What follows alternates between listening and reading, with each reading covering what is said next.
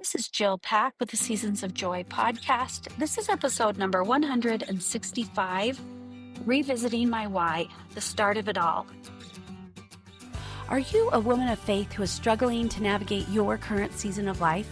Do you feel like life is just happening to you instead of for you?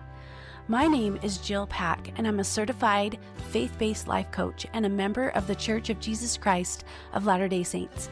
I want you to know that no matter your season or your circumstance, it is possible to create a more joyful life, and I would love to show you how.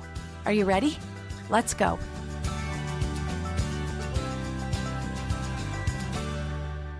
Hello, my friends. Welcome to another episode of the Seasons of Joy podcast. Summer is in full swing, and I have been enjoying it to the fullest. I hope that you've been able to carve out some time to enjoy yourself as well. I want to apologize for the sound quality of this intro. My mic stopped working and I'm on the road, so I am recording this from my AirPod headphones, which leaves the sound quality something to be desired. Hopefully, it doesn't distract too much from what I want to share with you today. I have decided to do something a little bit different this week. As I have been reflecting recently on this journey you and I have been on together, I felt drawn to revisit something special with you. My very first podcast episode. Now, it's not very polished. It's the beginnings, but I think there's something powerful when we can return to where we began, to remember not just where we started, but why we started. This original episode holds my heart and my why. It's the very foundation of everything we explore together on this podcast. In it, I share the personal story of how I discovered life coaching during my own season of questioning and searching, and how it transformed not just my life and relationships, but my entire perspective on finding joy. Whether you've been with me since the beginning or you're new to our community, I believe there's something meaningful in hearing this origin story. It reminds us that transformation is possible, that every season, even the difficult ones, can be a doorway to deeper joy and purpose. So today, I'm sharing this episode again because I think we all need these reminders of hope, growth, and the beautiful truth that we can experience joy no matter what season we're in. So let's dive back into where it all began. Hello, friends. Welcome to the very first episode of the Seasons of Joy podcast. I am so glad that you are here. My name is Jill Pack, and I am a certified life coach and a member of the Church of Jesus Christ of Latter-day Saints. And I am the owner of a coaching practice called Seasons Coaching. I work with women of faith who find themselves struggling to navigate the different seasons of their life, or who just feel stuck and unsatisfied in their relationships with themselves, with others, or with God. I help them see that it is possible to experience joy no matter the season or the circumstance. I wanted to begin this podcast by telling you a little bit about why I'm doing it, and then a little bit about me and why I came to be a life coach. So, why am I doing this podcast when there are so many out there? What could I possibly add that you haven't already heard? Well, the reason I'm doing this podcast is to add my voice for good into the world.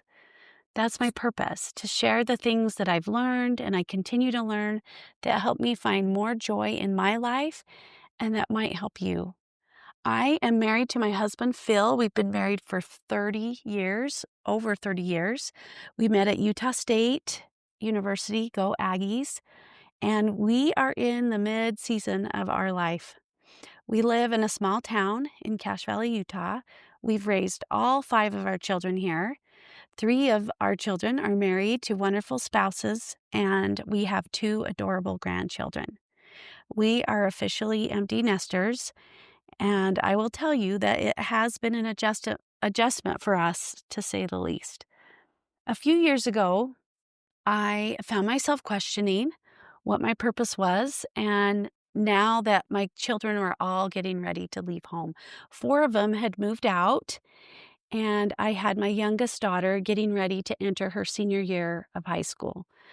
I had been mostly a stay-at-home mom up to this point. So for about 28 years, I had some side things that I did, but for the most part, I had chosen to stay home and I loved it. It was definitely challenging, but it's what I wanted to do, and I was blessed to be able to do it.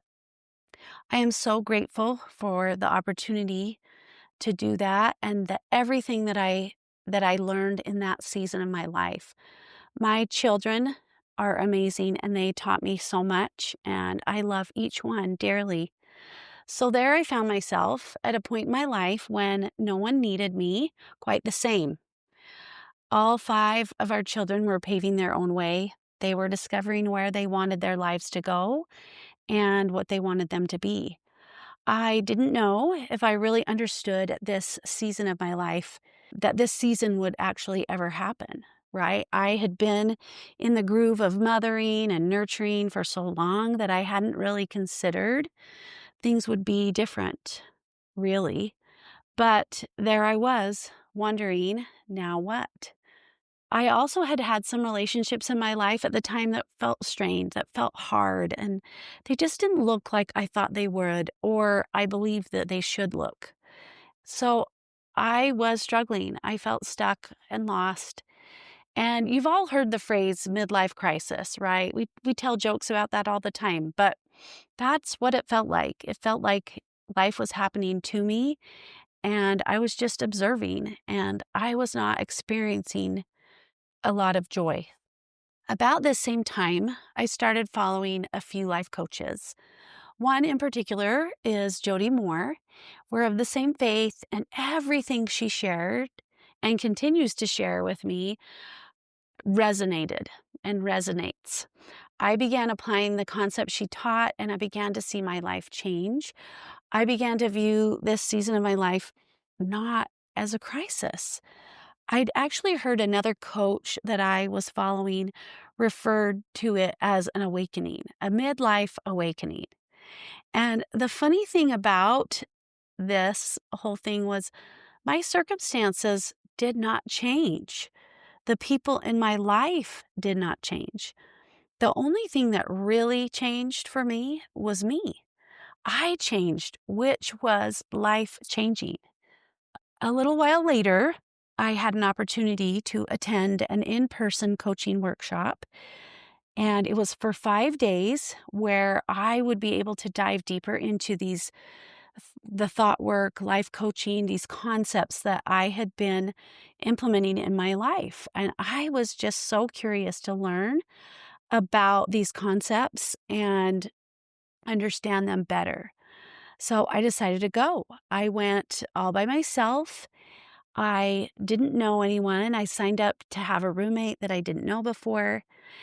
And there were 50 of us there, 50 women there in Spokane, Washington for 5 days of teaching, learning, and coaching. I made friends and I found connections with some amazing people that were seeking to understand all these concepts better too. But to be honest, I really didn't go thinking that I would become a life coach. That really was not my intention at all. At the time, I didn't totally understand what being a life coach meant. I'd heard of life coaches in the past, but I honestly believe that it was just a little hokey. So I just wanted to go and learn more how to apply these concepts in my own life at a deeper level. But what I observed, it seemed like most of the women there had a goal to become a life coach. It would come up in conversations and people would talk about who they wanted to coach, what their niche would be, and just the excitement about of becoming a life coach. And when people would ask me if I was going to become a life coach, I actually would just laugh and just say, I don't really know why I came, but I just wanted to learn more, right? I really didn't know why I'd gone. I just needed to learn more. So again, being a life coach was not my intention at all. And to tell you the truth, I actually didn't even want to be coached at this workshop. I just wanted to watch and learn. I wanted to be in the background. So during this conference, I did not volunteer to be coach. I actually avoided it, which wasn't too hard because there were a lot of eager people that wanted to be coached. And so I could stay in the background and watch and learn. And there's a lot of learning that happens when you watch, but there's another level of learning when you're actually coached. Well, day 5 of this conference came, and most people in my group, we'd been divided into smaller groups, knew that I had not been coached yet.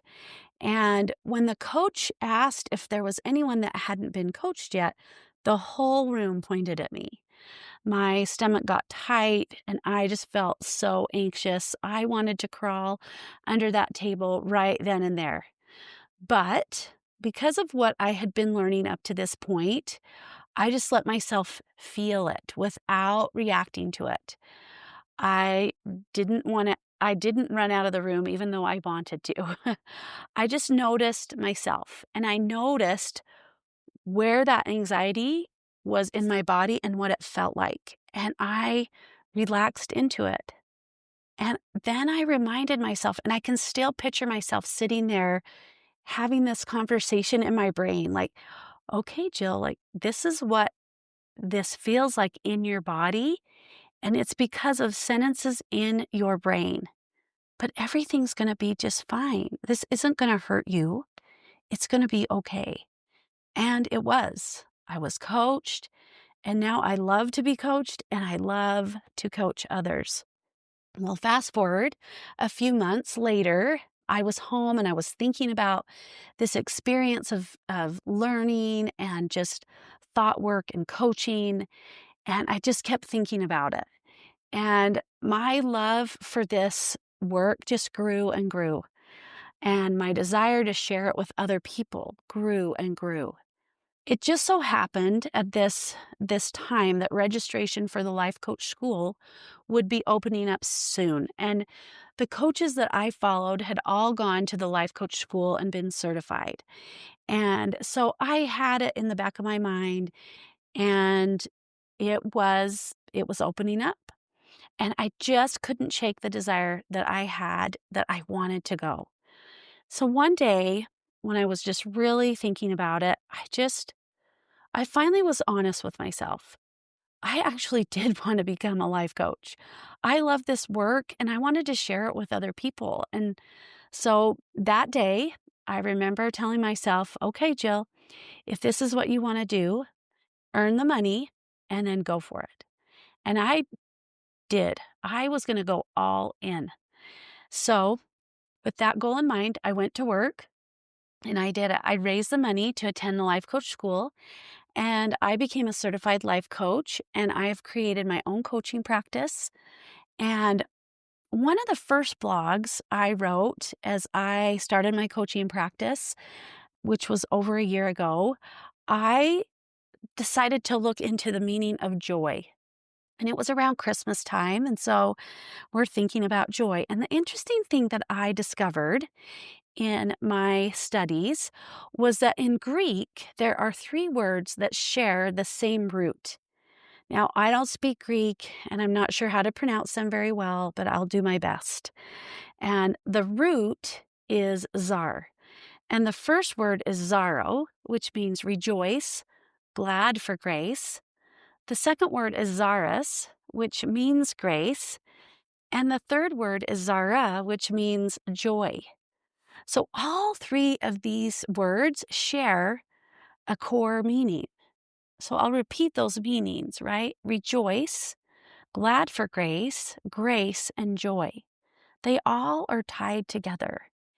And I feel like they bring together a beautiful truth and idea of delighting in God's grace, that we can experience God's grace or favor. We can be conscious of or glad for His grace. I believe joy is an invitation to be present with and aware of the divine grace of our Savior Jesus Christ, to delight, experience, and be conscious of the strength, love, and mercy He offers each one of us because He loves us. We often seek His grace more often, or we seek His grace more often in our struggles. This human experience includes messiness and manageability, imperfection and inspirational, trials and triumphs, grief and growth. And when we can embrace all of it, we actually open ourselves up to joy. As we turn to the Savior in our times of struggle, we're strengthened. And we are better able to feel His love, His mercy, His grace. We come to know Him, really know Him. And as we do, as we come to know Him, we begin to become more like Him. We invite growth into our lives, and we become better versions of ourselves. We're better able to love, to show mercy, and to offer grace not only to ourselves, but to others. I am 53 years old, and I am a grandmother, and I am still learning and growing, and I am loving this season of life. I'm learning to grow a business. I'm learning to find joy in life regardless of my circumstances. I'm learning to love deeply regardless of the choices of others. I'm learning how much we are really loved by our heavenly parents. We each are amazing and we matter. We're here on earth to become our best selves and to experience joy. This doesn't mean everything's going to go perfectly or that others will behave exactly the way we want them to, but through all the seasons and struggles of life is where we find joy. This contrast of life is what makes it truly beautiful. Without the bitter, we don't know the sweet. And the only thing that we can control in this life is the person that we want to be. The person we want to be right now. The person we want to be when things don't go as planned. The person we want to be when life is messy. And the person we want to be when we're brought to our knees in sorrow.